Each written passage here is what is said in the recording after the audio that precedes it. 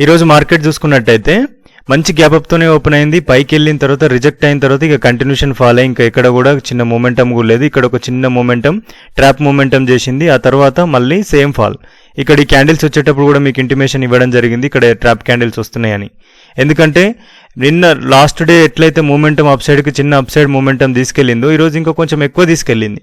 అంతేగాని ఇదేం మూమెంటం కాదు. ఆ తర్వాత స్ట్రాంగ్ ఫాల్ వచ్చింది, మళ్ళీ రీట్రేస్మెంట్ తీసుకుంది, మళ్ళీ ఫాల్ అయింది. మెయిన్గా చూడండి మార్కెట్లో ఈ మూమెంటంలో ఫాల్ కనబడింది. ఆ తర్వాత కొంచెం రీట్రేస్మెంట్. ఎందుకంటే ఇక్కడ ఎవరన్నా లక్కీగా ఎంట్రీ అయినా కూడా ఇక్కడ స్టాప్ లాస్లు ట్రిగ్గర్ అవుతాయి.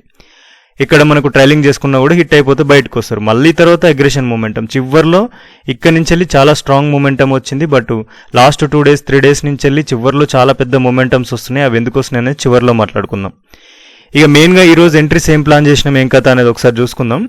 మనం నిన్న డబ్ల్యూ ప్యాటర్న్ గురించి మాట్లాడుకున్నాం కదా.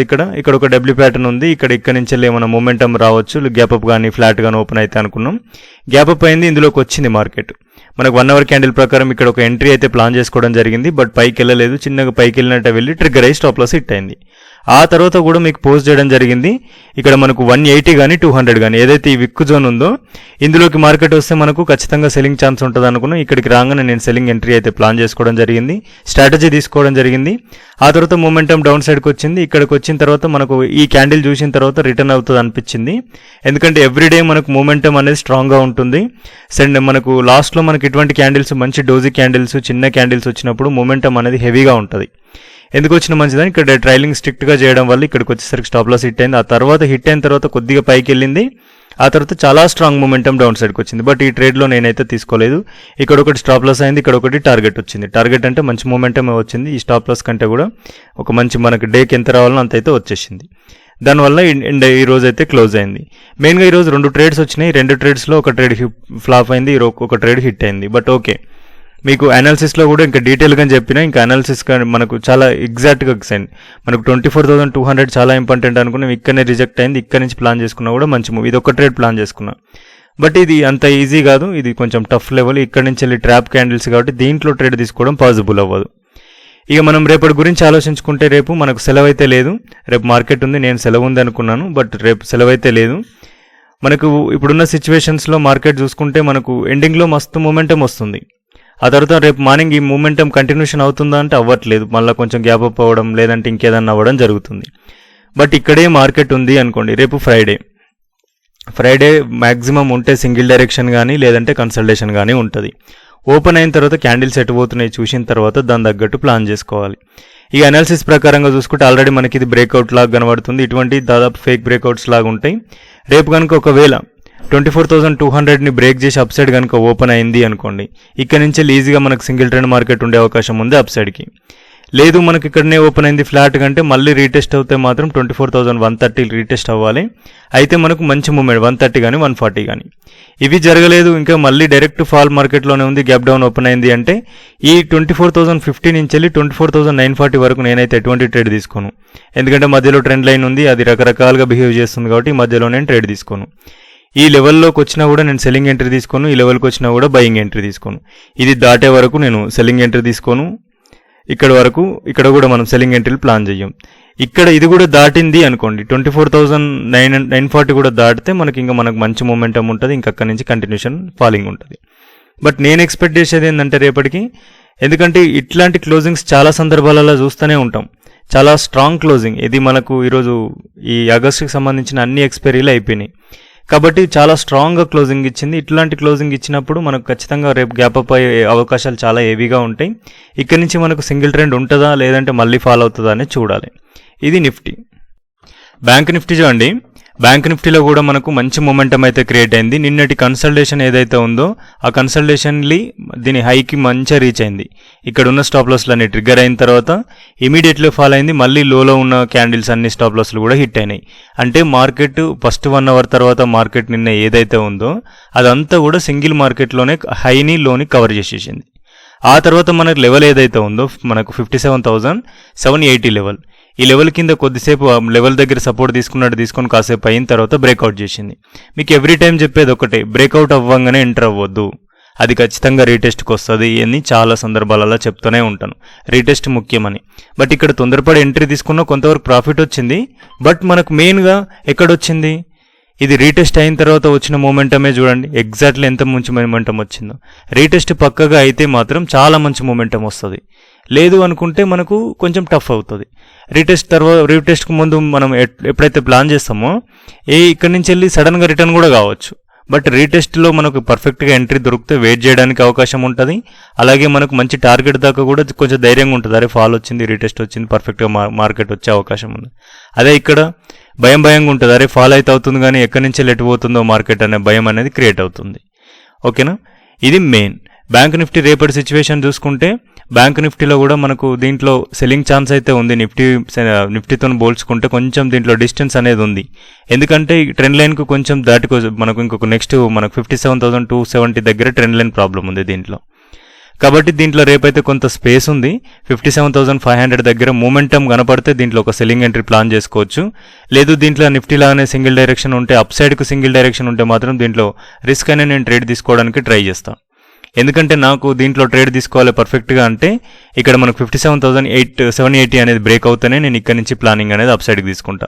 లేదంటే దీంట్లో ఎంత డౌన్ సైడ్కి వచ్చినా కూడా రిస్క్ రివార్డ్ చూసుకొని రేపు ఒకవేళ దాంట్లో మూమెంటం లేకపోతే 57,500కి సంబంధించి మీకు ఇక్కడ రీచ్ అవ్వగానే మీకు టెలిగ్రామ్లో అప్డేట్ ఇస్తా, లేకపోతే దీంట్లో లేదు. ఇక సెన్సెక్స్ చూద్దాం.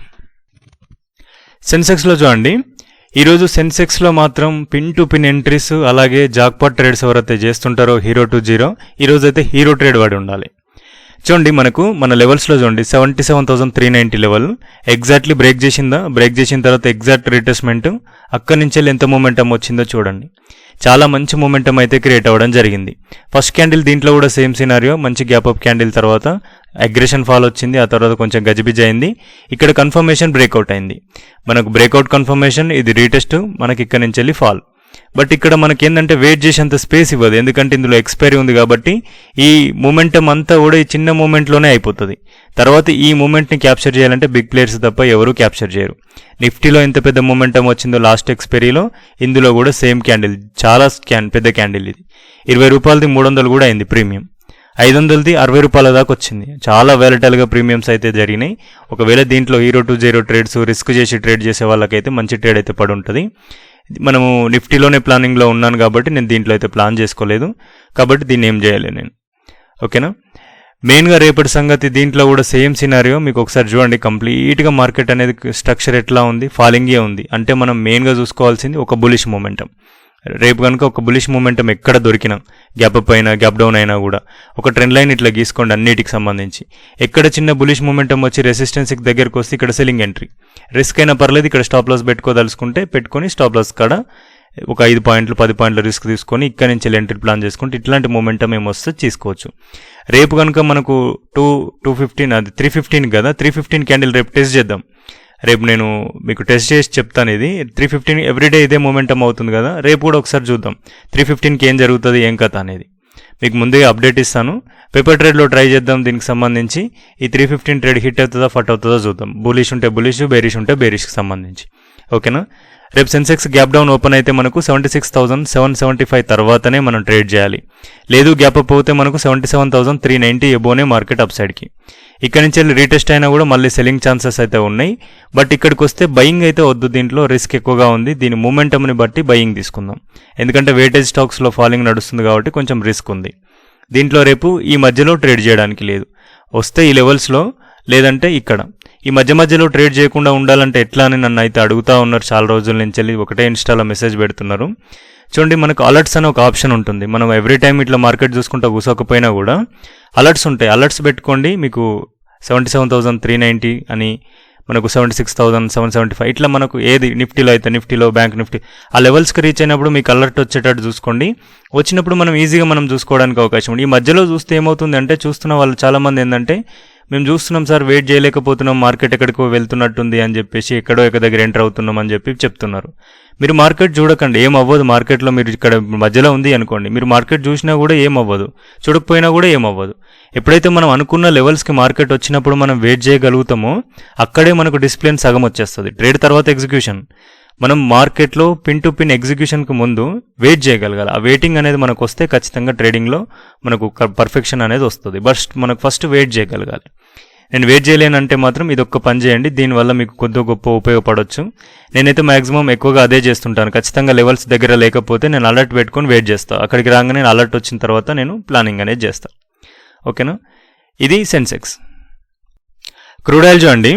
క్రూడ్ ఆయిల్లో మనకు నిన్నటి వీడియోలో మీకు చాలా డీటెయిల్గా చెప్పడం జరిగింది. ఇక్కడ ఒక రిజెక్షన్ వచ్చింది, ఇక్కడ ఒక స్ట్రాంగ్ సెల్లింగ్ జోన్ ఉంది. మనకు ఒకవేళ ఇక్కడికి వచ్చిన తర్వాత ఏమన్నా మొమెంటం వస్తే ఇక్కడ ఏం బై చేయొద్దు.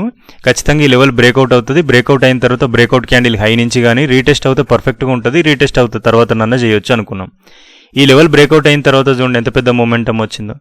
ఈ మొమెంటంలో మనం డైరెక్ట్ ఎంట్రీ ప్లాన్ చేసుకోలేదు అనుకున్నా కూడా రీటెస్ట్ కూడా పైకి చాలా వెళ్ళినా కూడా ఎగ్జాక్ట్ మళ్ళీ అదే లెవెల్ నుంచి వెళ్ళి మొమెంటం అనేది వచ్చింది. మీకు రీటెస్ట్ అనేది ఎంత బాగా వర్క్ అవుతుందో ఒకసారి చూడండి. అలాగే మనకు మెయిన్ పాయింట్ జనరల్గా మనం చూసుకోవాల్సింది ఏంటంటే బ్రేక్అవుట్ దగ్గర మనకు ఆల్రెడీ మనకి ఇంత కన్సల్టేషన్ తర్వాత బ్రేక్అవుట్ జరిగింది. ఈ మూమెంటం తర్వాత మాక్సిమం రీటెస్ట్ అవ్వాలి, అట్లీస్ట్ ఒక క్యాండిల్ రావాలి. రాలేదు, పోతే పోయింది ఇక్కడ. ఆ తర్వాత రీటెస్ట్కి వచ్చినాక కూడా అదే మూమెంటం అయితే అందుకుంది కదా, ఇది ఒకటి మీరు గమనించండి. అలాగే మనకి ఏంటంటే ఇప్పుడున్న సిచ్యువేషన్స్లో మార్కెట్లో క్రూడ్ ఆయిల్ ప్రైస్ అనేది పెరిగే అవకాశాలే ఎక్కువగా ఉన్నాయి కాబట్టి ఇక్కడ ఆల్రెడీ మనకు ఒక సెల్లింగ్ ఎంట్రీ కనబడుతుంది. ఏంటి అంటే చూడండి, ఆల్రెడీ మనకు ఇక్కడ ఒక ఫాల్ స్టార్ట్ అయింది. ఇది రీటెస్ట్కి వచ్చిన ఫాలే, బట్ చాలా లాంగ్ నుంచి వచ్చింది కాబట్టి ఇది ఫాల్గానే పరిగణిస్తాం. అలాగే మనకు పైకి వెళ్తుంది. పైకి వెళ్ళిన తర్వాత ఇక్కడ ఉన్న హైలీ హిట్ అయిన తర్వాత మనం ఇక్కడ సెల్లింగ్ ఎంట్రీ ప్లాన్ చేసుకుంటే మళ్ళీ డౌన్ సైడ్కి రావాలి. బట్ ఇప్పుడున్న సిచ్యువేషన్ ప్రకారంగానైతే ఇది అప్ సైడ్కే ఉంది మొమెంటం. జస్ట్ దీన్ని అబ్జర్వ్ చేయండి, రీటెస్ట్ అనేది ఎట్లా పనిచేస్తుంది అనేది. ఆ తర్వాత మనకు డైరెక్ట్గా గ్యాప్ అప్ బ్రేక్అవుట్ అయింది అనుకోండి. ఇది బ్రేక్అవుట్ అయితే రీటెస్ట్ తీసుకొని పైకి వెళ్తుందా లేదా అనేది గమనించండి. డైరెక్ట్గా పైకి వెళ్ళినా కూడా మీరు అబ్జర్వ్ చేయండి. ఒక క్యాండిల్ పడింది, ఆ తర్వాత ఏమవుతుంది, క్యాండిల్ 50% నుంచి కానీ క్యాండిల్ హై నుంచి కానీ ప్లానింగ్ చూస్తే ఏం జరుగుతుందనేది ఒకసారి చూడండి. చూస్తే మీకు ఈజీగా అర్థమవుతుంది. మెయిన్గా క్రూడ్ ఆయిల్లో మాత్రం అప్ సైడ్ ఛాన్సెస్ ఎక్కువగా ఉన్నాయి. న్యూస్ అప్ సైడ్ ఉంది కాబట్టి మీరు జాగ్రత్తగా ఉండాలి. నిన్న న్యూస్ చెప్పడం మర్చిపోయాను, ఒక్కరు కూడా చూడండి. ఈరోజు మార్కెట్ ఫాలో అవడానికి 5 రీజన్స్ ఉన్నాయి. అందులో ఫస్ట్ రీజన్ ఏంటంటే మనకు మంత్లీ డెరివేటివ్స్ సంబంధించి లాస్ట్ ఎక్స్పైరీ ఉంది కదా, ఈ ఎక్స్పైరీకి సంబంధించి కూడా వాలటాలిటీ హెవీ అయిపోయినాయి. సెన్సెక్స్ ఎక్స్పైరీ ఉన్నప్పుడు ఇంకా చాలా హెవీగా ఉంటుంది. అలాగే ఈ మంత్కి సంబంధించి చివరి ఎక్స్పైరీ కాబట్టి చాలా వాలటాలిటీ ఉంది. ఈ వాలటాలిటీలో మనకు అగ్రెషన్, మనకు మొమెంటమ్స్ రావడం, చాలా వరకు మ్యాసివ్ ర్యాలీస్ చేయడం వల్ల చివరిలో వస్తున్న మొమెంటమే చాలా ఇరిటబుల్గా ఉంది. ఎందుకు వస్తుంది అనేది మీకు డీటెయిలింగ్ అర్థమయ్యేలాగా నేను ఒక వీకెండ్లో మీకు వీడియో చేయడానికి నేను ట్రై చేస్తాను ఈ వీకెండ్.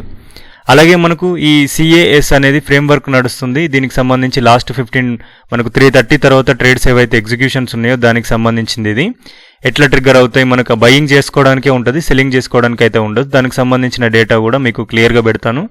ఈ వీకెండ్లో మీకు ఒక షార్ట్ వీడియో దీని గురించి మీకు చేయడం జరుగుతుంది. అలాగే మనకు RBI రూల్స్, ఆల్రెడీ మనకు క్రిప్టో ఫోరెక్స్ ఉంది కదా, దానికి సంబంధించి కొన్ని రూల్స్ అయితే ఉన్నాయి. దానికి సంబంధించి కూడా కొన్ని RBI కొన్ని డెసిషన్ తీసుకోవడం జరిగింది. దానికి సంబంధించిన రూల్స్ ఇవన్నీ కూడా రావడం జరుగుతుంది. ఇవన్నీ కూడా కొంతవరకు మనకు నెగిటివ్ సంబంధించినయే. అలాగనే మార్కెట్లో మనకు ఈ వార్కి సంబంధించి క్రూడ్ ఆయిల్ ప్రైజెస్ కానీ స్టేట్ ఆఫ్ హార్మోజ్ కానీ ఇవన్నీ కూడా రకరకాలుగా ఇబ్బంది నడుస్తూనే ఉంది. ఆల్మోస్ట్ స్టేట్ ఆఫ్ హార్మోజ్కి సంబంధించి ఆంక్షలు పెరిగినాయి. ఇప్పుడున్న సిచ్యువేషన్స్ కంటే కూడా హెవీగా టఫ్ అయితే అవుతుంది.